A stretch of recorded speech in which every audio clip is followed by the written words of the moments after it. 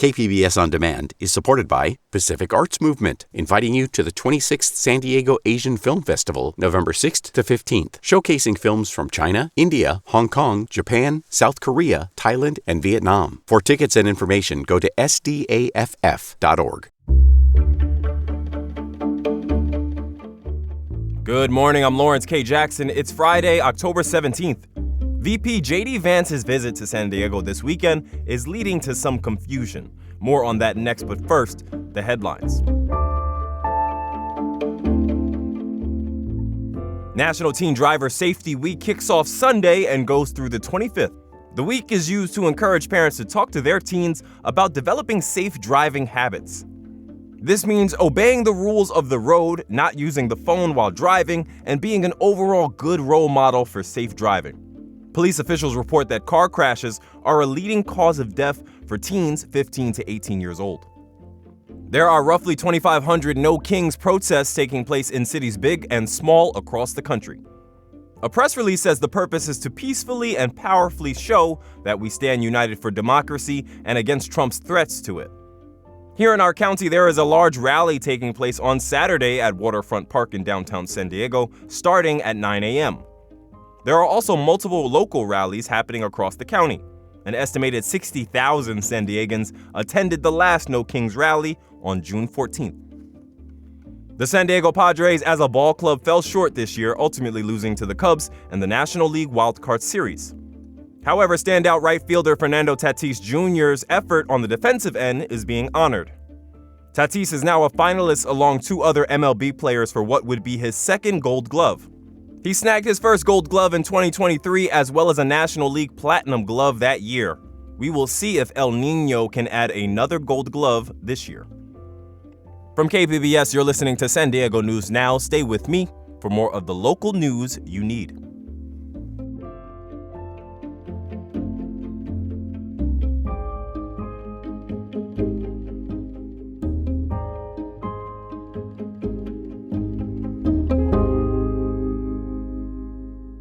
KPBS On Demand is supported by Paint Care, offering households and businesses in California more than 800 leftover paint drop-off sites for recycling. Quantities of 100-plus gallons of paint may qualify for a large volume pickup. Learn more at paintcare.org.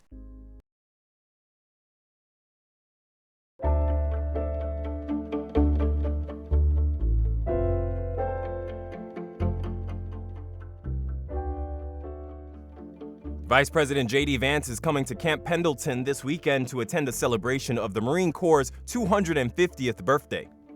That sparked reports of planned freeway closures near the base and some confusion. Reporter Jacob Air tells us what's really happening. The Marine Corps says the Saturday celebration will include a live fire demonstration at Camp Pendleton's Red Beach. Rumors of freeway closures started Wednesday after the media outlet Midas Touch claimed the White House will shut down portions of the I-5 for the event. Midas Touch also claimed Trump may launch missiles from warships into California this Friday and Saturday. Governor Newsom's office replied on X, saying it would be an absurd show of force and totally uncalled for during a government shutdown. The Marines later released a statement saying no public highways or transportation routes will be closed. They also said all training events will occur on approved training ranges and comport with established safety protocols. In an emailed statement, Vance's press secretary said Newsom is spreading fake news to fearmonger and score cheap political points. The statement also says Vance is eager to be in California for Saturday's celebration. Jacob Air, KPBS News.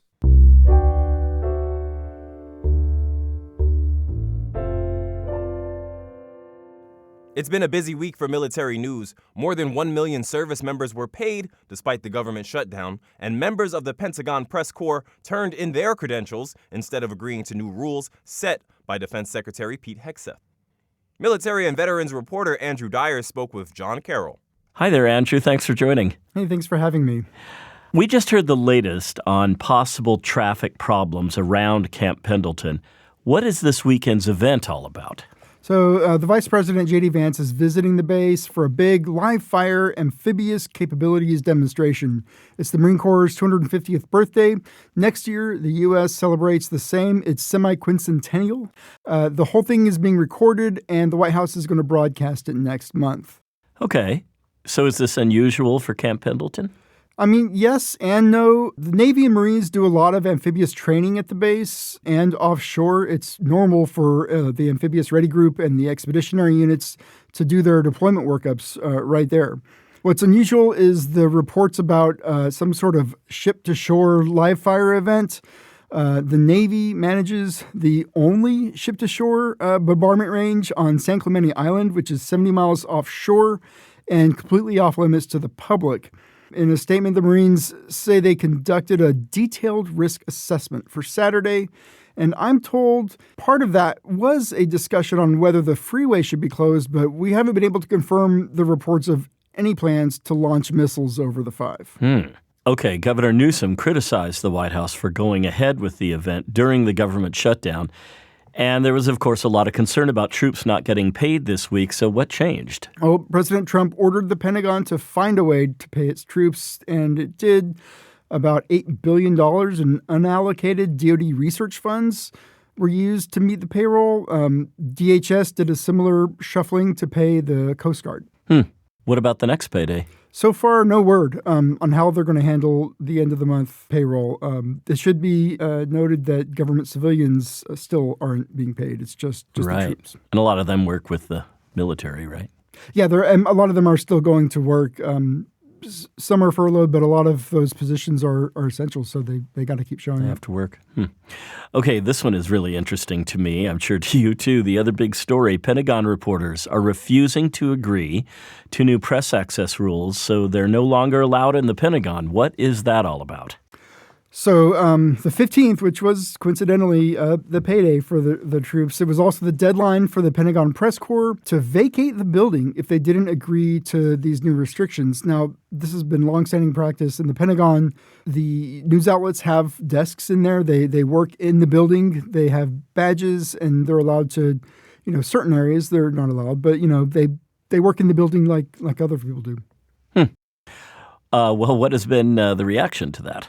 Near universal condemnation. The AP, Reuters, New York Times, Washington Post, NPR, the trade publications, every major broadcaster, almost everyone who reports out of the Pentagon has refused to sign. Defense Secretary Pete Hegseth's former employer, Fox News, they won't sign. Even the pro-Trump outlet Newsmax won't sign. Anybody agree to that? So far, I'm only aware of one outlet, and that's the San Diego-based One America News Network. Oh, yes. What is this going to mean going forward? It means less scrutiny over the military and its $1 trillion budget. Journalism at its core is about holding the government and elected officials and the military accountable to the people they serve. So access to those officials is an important part of that for obvious reasons. But, it's not impossible to report on the military from outside the Pentagon. I do it every day. You do, right here from KPBS. KPBS military reporter Andrew Dyer. Thanks so much for the very interesting updates. Thanks for having me. That was military reporter Andrew Dyer speaking with KPBS's John Carroll. The Marines did not get back to us, and they say there's no plans to launch any munitions from Navy ships. California is green-lighting a way to remove carbon dioxide from the air. The governor has signed a bill paving the way for carbon capture pipelines. Environment reporter Tammy Murga says environmental groups are concerned about health risks. A new state law allows for the development of pipelines and the creation of safety standards. Carbon capture and storage is a 3-step process to reduce carbon dioxide emissions from power generation or industrial production.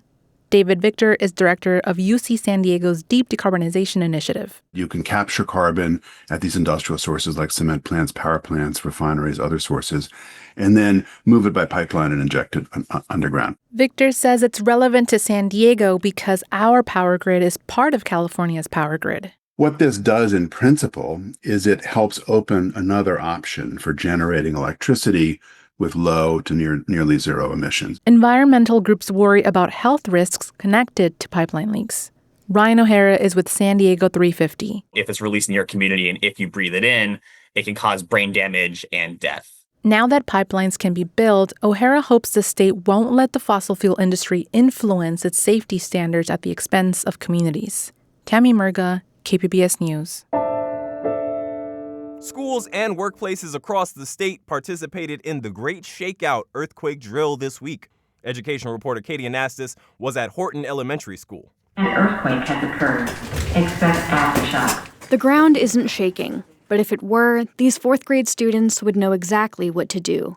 Winnie Gonzalez is their teacher. Lace your fingers behind your head, protect your neck. Schools and workplaces across the state participate in the Great Shakeout every year, and fourth grader Genesis de la Cruz Lopez was ready. I've been doing this since kindergarten and first grade. She says she's gotten calmer with practice. I used to be scared a lot when I was little, but I got used to it. Over the next 30 years, California is almost guaranteed to experience a 6.7 magnitude earthquake or larger. That's according to Ahmed Albana, an earth sciences professor at the University of Southern California. Every day that passes in California without this big earthquake happening is a gift and a blessing and an opportunity to prepare. The current security situation has been resolved. After taking cover, Horton Elementary students evacuated to the blacktop. The principal says it was their best drill yet. Lopez's assessment? This was something to be proud of. Proud that she and her classmates followed instructions and stayed safe. Katie Anastas, KPBS News.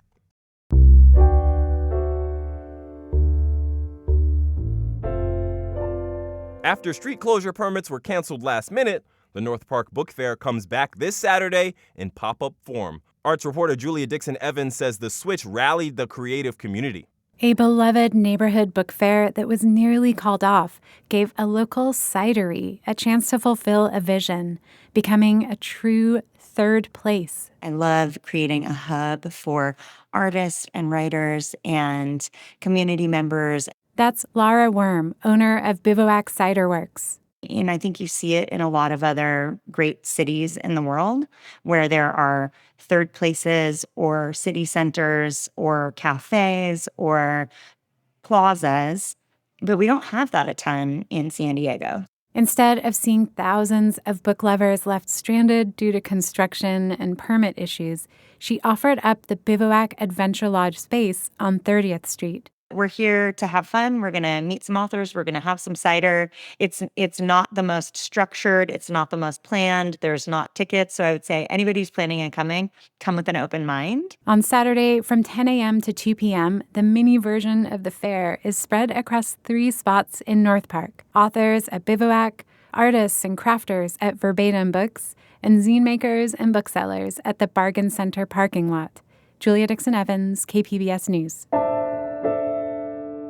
As we do each and every Friday on the pod, we have some more weekend events for you to check out. For the golf enthusiast with a spooky spirit is the Links at Petco Park. Petco will become a haunted course as golfers navigate and tee off from ghoulish tee boxes. It starts on Saturday and runs through the week and into next weekend. For the adults, there is Rancho Bernardo Festival. That's on Saturday, and as the name suggests, is happening in Rancho Bernardo from 2 to 5 at Webb Lake Park. And last but not least for the kiddos on Saturday and Sunday is the Pumpkin Express.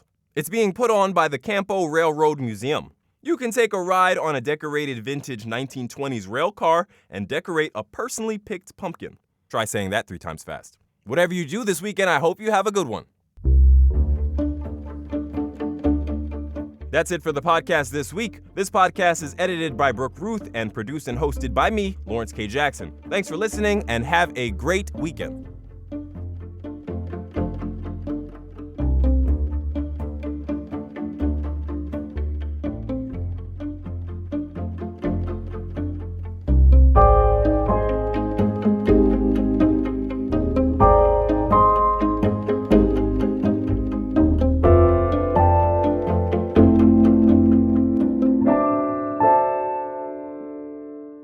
KPBS On Demand is supported by The San Diego County Toyota dealers, presenting a new 2025 RAV4 with on- and off-the-road versatility and available all-wheel drive with gas, hybrid, and plug-in options available. Visit your Toyota dealer for more. The San Diego County Toyota dealers. We make it easy.